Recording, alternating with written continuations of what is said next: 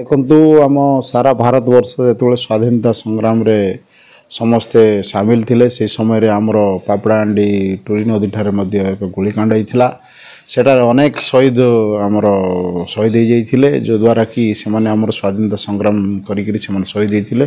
ତେଣୁ ସେମାନଙ୍କୁ ମୋର ହାର୍ଦ୍ଦିକ ଅଶ୍ରୁଳ ଶ୍ରଦ୍ଧାଞ୍ଜଳି ଜଣାଉଛି ଏବଂ ସେମାନଙ୍କର ଅମର ଆତ୍ମା ପ୍ରତି ମୋର ଗଭୀର ଶ୍ରଦ୍ଧାଞ୍ଜଳି ଜଣାଉଛି। ଏବଂ ଆମେ ସମସ୍ତେ ମିଶି ସେମାନଙ୍କର ଯେଭଳି ଭାବରେ ସେମାନେ ଦେଶ ପାଇଁ ତ୍ୟାଗ ଏବଂ ବଳିଦାନ ଦେଇଥିଲେ ଆମେ ମଧ୍ୟ ତାଙ୍କର ଆଦର୍ଶରେ ଅନୁପ୍ରାଣିତ ହେବା ଏବଂ ଆମେ ମଧ୍ୟ ଦେଶ ପାଇଁ କିଛି କରିବା ଏବଂ ଦେଶ ତାଙ୍କର ଯେଭଳି ଚିନ୍ତାଧାରା ଥିଲା ସେ ଚିନ୍ତାଧାରା ଆମେ ସମସ୍ତେ ଆସିବା ଏବଂ ଯେଭଳି ଭାବରେ ଗୁଳିକାଣ୍ଡରେ ସେମାନେ ଜୀବନ ଦେବା ପାଇଁ ମଧ୍ୟ ପଛେଇ ନଥିଲେ ଏଥିରୁ ଜଣାପଡ଼ୁଛି ସେମାନଙ୍କର କେତେ ଦେଶପ୍ରେମ ଥିଲା। ଆମେ ଆଜି ମଧ୍ୟ ଆମେ ଦେଶପ୍ରେମ ପାଇଁ ଆମେ ମଧ୍ୟ ଦେଶର କୌଣସି କାର୍ଯ୍ୟ ଯେତେବେଳେ ଆମକୁ ଦରକାର ପଡ଼ିବ ଆମେ ମଧ୍ୟ ସମସ୍ତେ ସାମିଲ ହେବା। ସମସ୍ତେ ଆସନ୍ତାକାଲି ସମସ୍ତେ ମିଶି ଶ୍ରଦ୍ଧାଞ୍ଜଳି ଟୁରି ନଦୀଠାରେ ଆମେ ଶହୀଦ ସ୍ତମ୍ଭଠାରେ ଦେବା ଏବଂ ସମସ୍ତଙ୍କର ଯେଉଁ ଶହୀଦମାନେ ଶହୀଦ ହୋଇଯାଇଥିଲେ ସେମାନଙ୍କର ଆତ୍ମା ପ୍ରତି ଗଭୀର ଶ୍ରଦ୍ଧାଞ୍ଜଳି ଜଣାଇବା। 1942 ପାପଡ଼ାହାଣ୍ଡିରେ ଯେଉଁ ଗୁଳିକାଣ୍ଡ ହେଲା ଅଗଷ୍ଟ 24 ତାରିଖ ସୋମବାର ଦିନ ତାହା ଥିଲା ଐତିହାସିକ ଗୁଳିକାଣ୍ଡ। ଭାରତବର୍ଷର ଜାଲିଆନାୱାଲା ବାଗକୁ ଛାଡ଼ିଦେଲେ ଇଏ ହେଉଛି ଦ୍ୱିତୀୟ କ୍ଷେତ୍ର ଯେଉଁଥିରେ ବହୁତ ଲୋକଙ୍କର ବ୍ରିଟିଶ ସାମ୍ରାଜ୍ୟ ପ୍ରାଣହାନି ଦେବାକୁ ପଡ଼ିଥିଲା। ପ୍ରତିବର୍ଷ ଏହି ଶହୀଦ ଦିବସ ପାଳନ ହୁଏ ଏବଂ ମଶାଲ ଯାତ୍ରା ହୁଏ। ଆଜି ସେ ମଶାଲ ଯାତ୍ରାକୁ 40 ବର୍ଷ ପୂର୍ତ୍ତି ହେବ। ସେ ଅବସରରେ ଏକ ବିରାଟ ଆୟୋଜନ କରାଯାଇଛି ପାପଡ଼ାହାଣ୍ଡିରେ।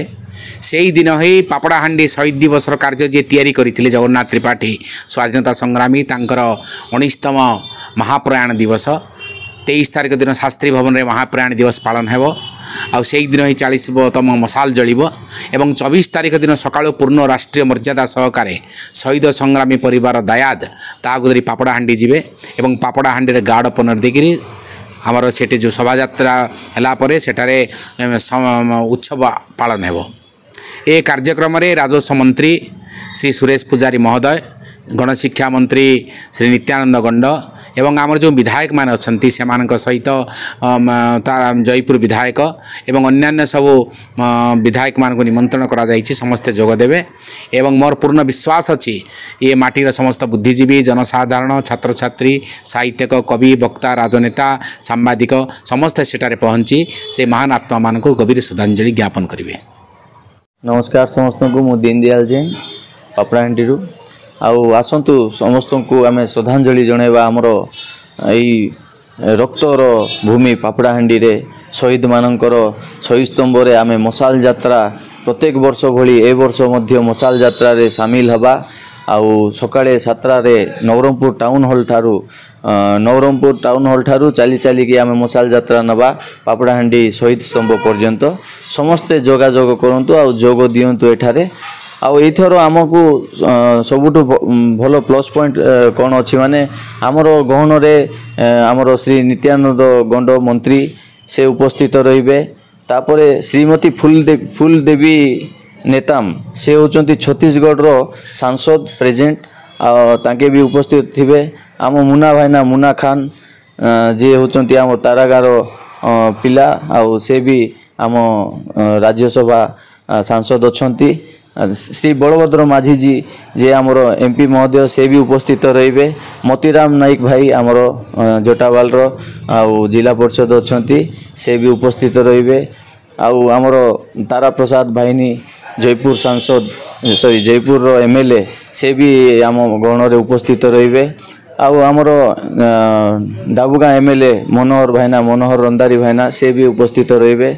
आम नवरंगपुर मोर बड़ भाई गौरी भाई से भी उपस्थित रहिबे एमएलए महोदय नवरंगपुर आउ नरसिंह भत्रा जे होचंती आमर झरिया रो एमएलए से भी उपस्थित रहिबे आउ आमर प्रशासन तरफ कलेक्टर सार श्री महेश्वर स्वाई आउ आमर एसपी सार मडकर संदीप सम्मत आउ आमर पौर परिषद रो चेयरमैन कुनु नायक भाईना भी उपस्थित रहे तो जोरदार मुलकदार हम इथर आम सबू स्वाधीनता संग्रामी मानक परस्पर समस्ते मिसिकी गोटे सहित गोटे जगार श्रद्धांजलि देवा आसतु यही यात्रा समस्ते सामिल हवा। समस्त नमस्कार।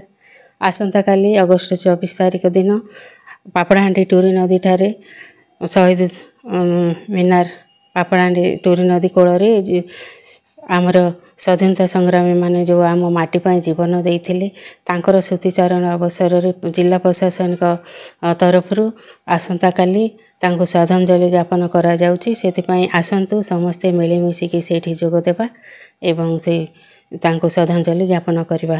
नमस्कार। देखो 1942 मसीहा अगस्ट 24 तारिख में पापड़ाहांडी जो टूरी नदी निकट में आम शहीद संग्राम परिवार एवं जो माने देश पर बलिदान देते उद्देश्य आसंता काली स्मृति सभा पापड़ाहांडी अनुष्ठित होती। आम ब्लॉक प्रशासन तरफ यार आयोजन करूँ। प्रशासन तरफ आपण मानक अनुरोध आसंता काली राजस्व मंत्री एवं आम शिक्षा मंत्री तो आरंभ कर समस्त विधायक एवं समस्त सांसद पूर्वतन सांसद पूर्वतन विधायक समस्त को निमंत्रण करा शहीद जो मैंने दायित्व मान काली निमंत्रण करा समस्त नवरंगपुर जिलावासी को मोर तरफ अनुरोध रही समस्ते आसतु मिलमिशी शहीद मान जो शहीद माने आम भारत पर बलिदान देते स्मृति सभा उद्देश्य श्रद्धांजलि ज्ञापन करवा।